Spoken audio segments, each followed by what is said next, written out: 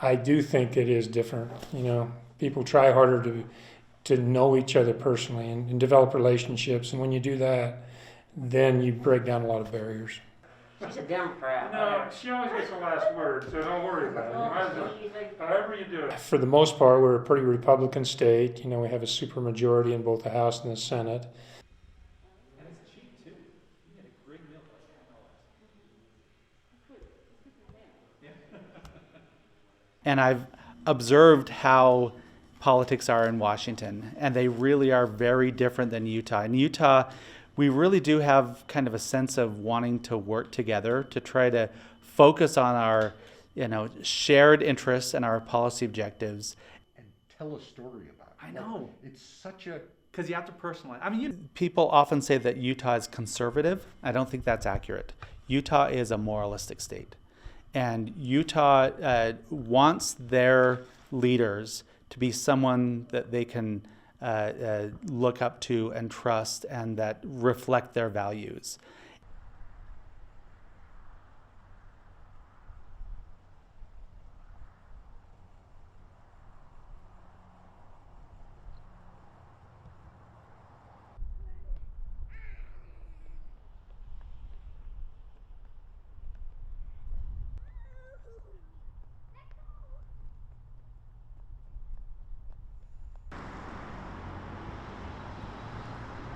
There is a facade, and it's a society of very passively aggressive people. Well, sure, okay, maybe, but the facade is still important, right? To me, if it really is that way behind the facade, to me, it's still better to have the facade. And if you keep the facade long enough, then sometimes you can't tell if that's the real thing, right? So that's an important way that we expect ourselves to interact, to me. Yeah, because that whole story, I don't think it's been told.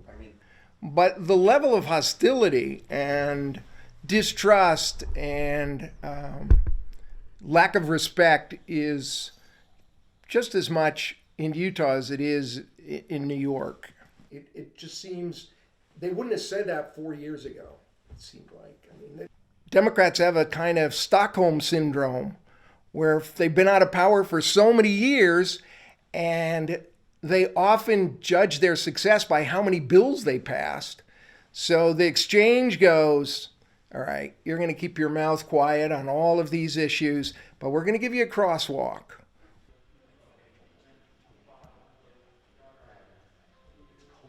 You have a group of men that run the state that are incredibly homogeneous. It's like a step back to the 1950s, except Utah's not that way anymore. I mean, the demographics have changed dramatically, but the leadership hasn't. There's a very paternalistic, very patronizing kind of, our job is to take care of the people.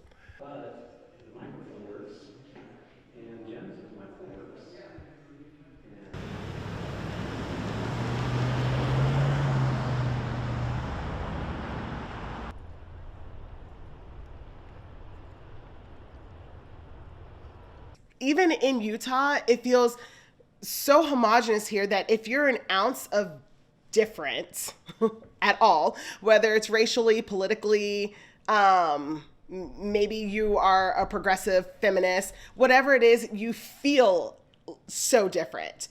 Created this awful state System, and it was intentional.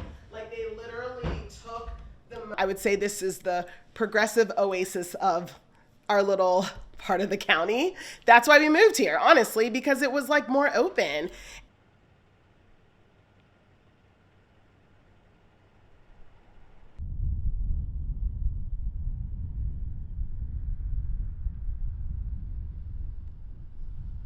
We are so red and so like frustrating here to me that I say to myself, to Matt, I'm like, by the time Hamilton's 5, I think it's probably best that we move. But if all of us move, how does anything ever change? Whoa. It's my favorite cookie, but Thirst has pretzels. I don't know, people just love soda here. Baby. Hamilton.